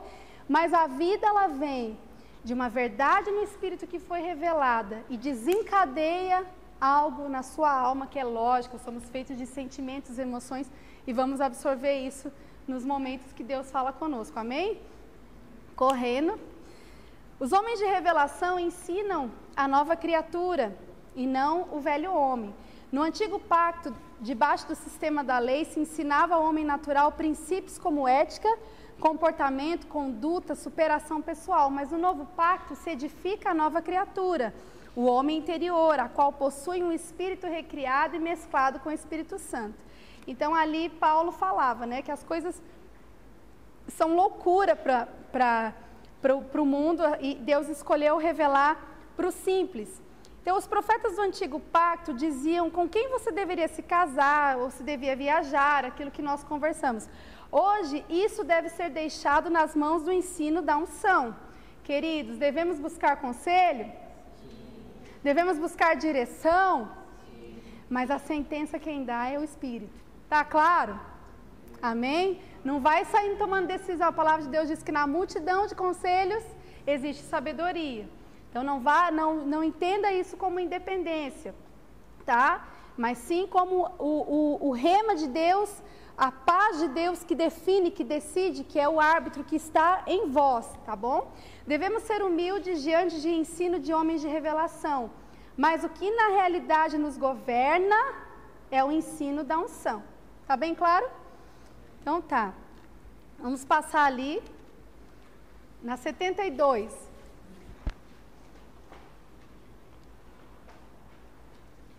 A diferença que existe entre o sentir da alma e a intuição do espírito. Então, a intuição do espírito é uma percepção íntima e instantânea de uma ideia ou uma verdade tal, como se estivesse à vista. É a faculdade de compreender as coisas instantaneamente, sem a necessidade do raciocínio. Vamos entender isso juntos. O primeiro vem o impulso e depois a sua mente lê. Você recebe algo no seu íntimo, você recebe uma luz, quem aqui tem, né, a intuição do Espírito, quem já vive essa vida Zoe em prática e tem esse discernimento, você recebe e às vezes a gente ignora. Já aconteceu isso com você, de você ter essa percepção, você nem, sua mente está viajando, você nem usa o seu raciocínio.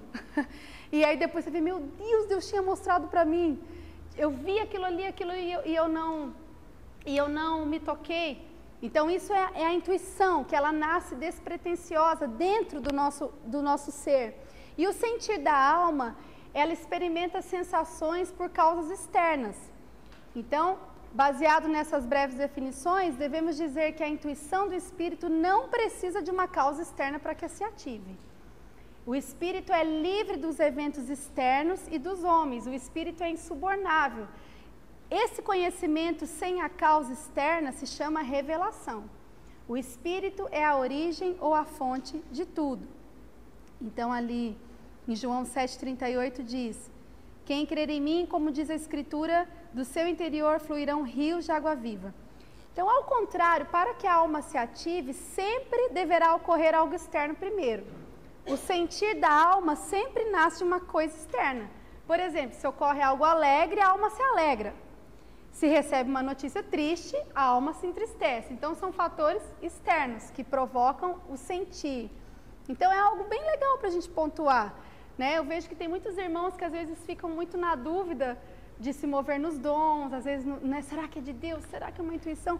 É algo que você já pode prestar atenção. Isso está sendo provocado por algo externo, por algo que eu estou sentindo, ou por algo que nem vem de você. Porque é tão interessante que às vezes você tem um discernimento de alguma coisa, gente, por que eu estou pensando isso? Quem já aconteceu isso? Vem assim repentinamente e você percebe que aquilo ali é algo que o Espírito Santo quer falar. E eu achei muito legal ali uma coisa que ele falou: concluímos, pois, que a alma é reativa por natureza, mas o espírito é proativo. Eu achei tipo essa frase uau, porque a gente se cobra muito de ser reativo, mas queridos, nós sempre seremos reativos. Belisca, você não grita? Queima, você não reage?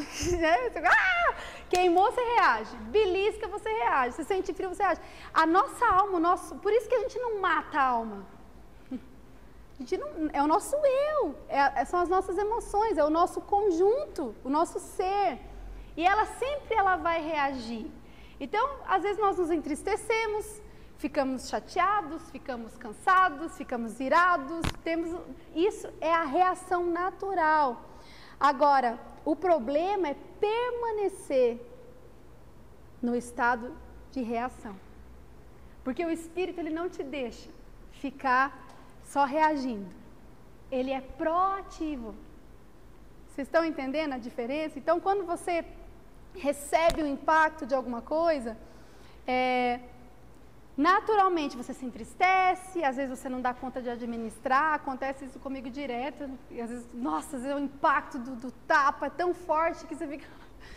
E aí, aquela fração de segundo onde você coloca a sua alma em sujeição, Deus começa a falar. Eu tive uma experiência essa semana, domingo eu estava muito triste mesmo. E eu fico triste, sabia? Sou pastora da igreja e tenho os meus momentos de tristeza, bem chateada. E estava numa luta interna para render, a gente sabe o que tem que fazer e não faz. E aí eu falei, Senhor, eu preciso resolver, o que eu vou fazer com isso aqui, com essas demandas do meu coração? Eu sei o que eu tenho que fazer, mas o bem que eu quero, esse eu não faço, o mal que eu não quero, esse eu cometo. E aí eu falei, não, Espírito, fala comigo, eu não posso ficar desse jeito. E o Senhor falou assim para mim, Leile, faça uma lista então, de todas as coisas que você ouviu essa semana que te entristeceu. Aí eu me senti super assim na minha justiça. Então lá vai, Senhor. Escrevi um monte de coisa. E aí, tá aqui, Deus, tá vendo? Tá vendo como às vezes é injusto, Senhor? Tá aqui, tá vendo? Tô triste, então minha tristeza, minha reação. E aí o Espírito falou assim, agora faça uma lista de tudo que está dando certo e de toda a minha bondade, de tudo que eu tenho feito na sua vida. Toma distraído. Não cabia. E para cada coisa negativa, você vai escrever algo positivo que eu tenho feito. Gente, que vergonha. E naquele momento, quando eu fiz aquilo, eu comecei a escrever, quando eu vi que passou da lista das minhas queixas, eu parei, né? Que aí eu fiquei assim, envergonhada. E aí o Senhor falou comigo, meu poder se aperfeiçoa na fraqueza. Sabe como que o meu poder se aperfeiçoa na fraqueza? Foi como eu falei ali domingo, quando eu consigo acionar a gratidão, como Paulo acionou, eu me regozijo, Senhor, nas minhas fraquezas. Regozijar tem muito a ver com a gratidão, com essa ação de se alegrar. Como que eu vou me alegrar, irmãos? Com as minhas demandas de tristeza, eu preciso de ter uma escolha. E sabe o que é legal? Que a vida com Cristo sempre te dá uma escolha. Então Deus me mostrou na prática o que é ter uma escolha. Só que a nossa alma, ela reage. E o nosso espírito proativamente começa a lembrar, e quero trazer à memória aquilo que me traz esperança. Começa a trazer a verdade de Deus. E de repente a verdade começa a operar naquelas coisas. E aí o poder de Deus sobrepuja toda aquela coisa. Quando eu vi, já estava rindo. Já estava contando piada, já estava brincando. Já estava assim, a cara feia saiu, as lágrimas cessaram, porque a alegria do Senhor começou a invadir a minha alma. Ou seja, o Espírito proativamente começou a produzir aquilo ali. Mudou? Não, a lista continua, mas a lista da bondade de Deus está maior. Amém? A lista da gratidão está maior. Então, isso é um segredo que Deus revelou para mim. Olha o Copenhague, falei de chocolate de novo. Gratidão aciona o poder de Deus no meio da dificuldade. Porque a coisa mais difícil que tem é na hora que você está bravo, chateado, você ser grata por algo. Você fica cego, a sua alma só reage. Mas a gratidão, amados, ela promove uma proatividade do Espírito tão poderosa que Paulo descobriu. Eu tenho prazer nas minhas fraquezas, porque quando eu sou fraco, aí é que eu sou forte. Então pegue isso, pratique isso, você vai ver essa vida de Deus sendo operada através da sua vida, quando você escolher esse caminho da gratidão. Amém? 3 passos necessários para obter o conhecimento interior. Devemos exercitar o nosso espírito. O conhecimento intuitivo é uma faculdade do nosso espírito recriado, por isso devemos exercitá-lo. Exercitar o nosso espírito, um pouco mais abaixo, significa atender o sentir interior que nos guia em todos os assuntos da vida. Então ali, o que eu tive que atender ali na prática? Fazer a minha listinha. Eu e o Senhor, a gente tem um negócio assim bem legal. Eu gosto de escrever as minhas demandas às vezes. Não sei se você já experimentou isso, mas comigo funciona muito. É uma forma de expressar aquilo que eu estou sentindo, sabe, das minhas reações, e eu escrevo. Então ali, qual que foi o atender e o sentir interior nesse momento? Quando o Senhor falou, faz a outra lista daquilo que eu estou fazendo de bom. Começa a olhar aquilo que está dando certo, aquilo que eu estou operando, aquilo que já está acontecendo. Me sujeitei à instrução. Vocês estão entendendo? Isso é o sentir da vida Zoe, o obedecer da vida Zoe. Devemos deixar de lado o ativismo excessivo e tomar tempo para ouvir a voz interior do Espírito. E aí ele fala ali, a oração exercita o nosso espírito mais do que qualquer outra atividade. Então, como eu disse para vocês, pratique a oração em todo o tempo. Essa é uma arma poderosa. Vamos para a última página, 73. Devemos renovar o entendimento.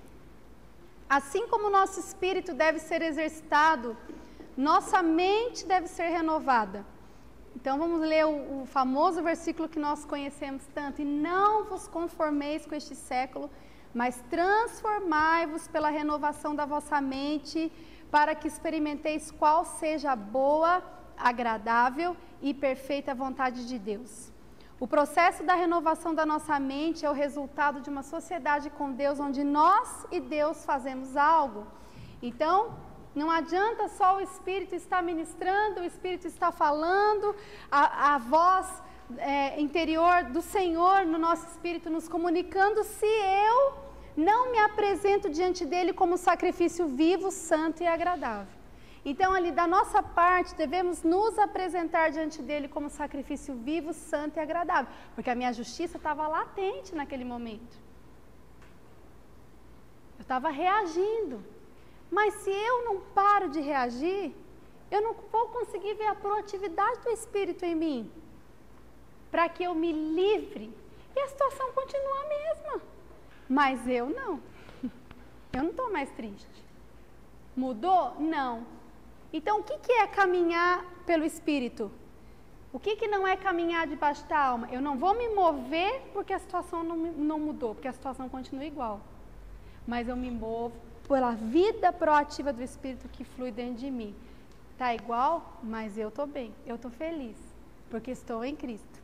Está dando para entender? Amém? E ali, no 12, eu vejo que por isso que Satanás, amados, faz de tudo para capturar a nossa mente. E com coisas lícitas, tá, irmãos? Porque a gente fala às vezes muito de internet, tecnologia, e serve muito para jovem também, né? Porque às vezes eu vejo que os adultos nem têm tempo de ficar na televisão, filme, só o WhatsApp, né? Mas tem adulto que fica também. Mas é a ocupação. A palavra de Deus diz, cuidado com as preocupações. Parece que a nossa mente está tão ocupada. Gente, às vezes eu estou... E olha para você ver, as minhas demandas são ministeriais. Eu não estou nem lidando. Imagina vocês que estão lidando com demandas, né, Carlinhos? Que você fala com cliente, com coisas que é muito mais difícil. Então eu estou lidando com coisas, assuntos do reino. E já é difícil. Porque a gente tem uma facilidade de nos desconectar dessa vida zoe, da presença de Deus, vamos colocar assim, tão fácil. E a nossa alma é muito crente, ela sabe os caminhos, ela sabe como fazer, e de repente a gente está fraco, desesperado. Opa, peraí, não estou recebendo a instrução. Então, vamos prestar atenção. A palavra de Deus diz, sede sóbrios. Eu achei essa palavra fantástica. Nós vivemos uma geração onde nós temos muitas pessoas que não estão sóbrias. Entende?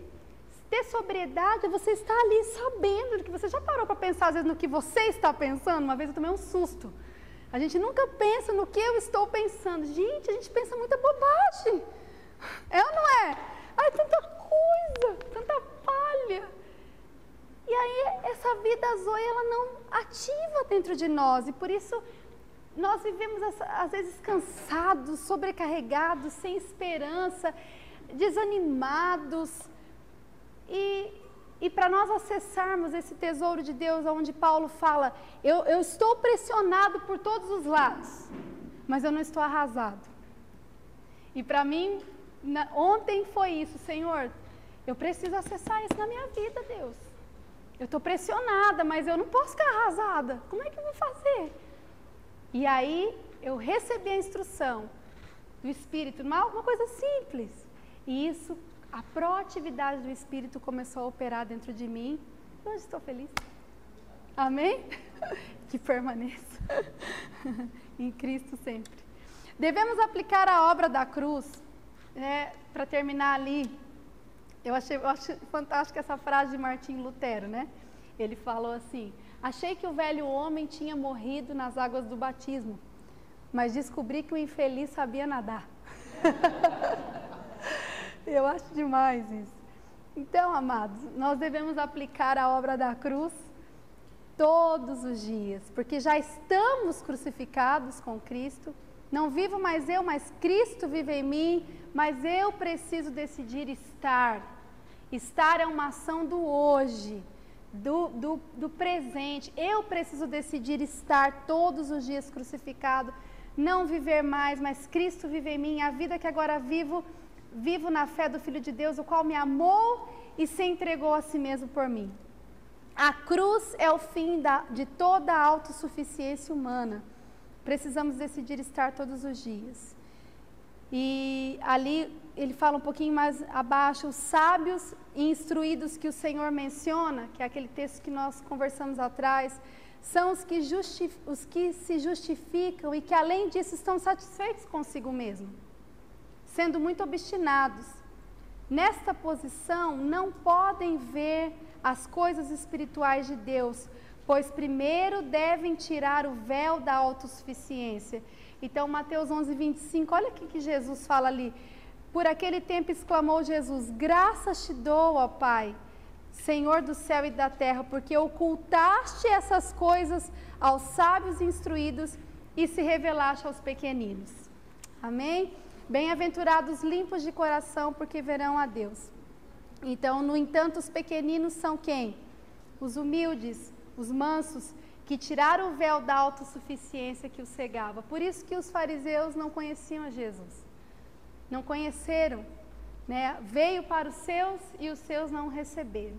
Então, fechando, que nós possamos ter essa postura mesmo de estarmos humilhados e aprender a cada dia com esse ensino da unção, da presença de Deus, com Ele que é manso e humilde de coração. Amém, amados? Se tivermos essa postura, iremos avançar no nosso entendimento e na nossa revelação em Deus.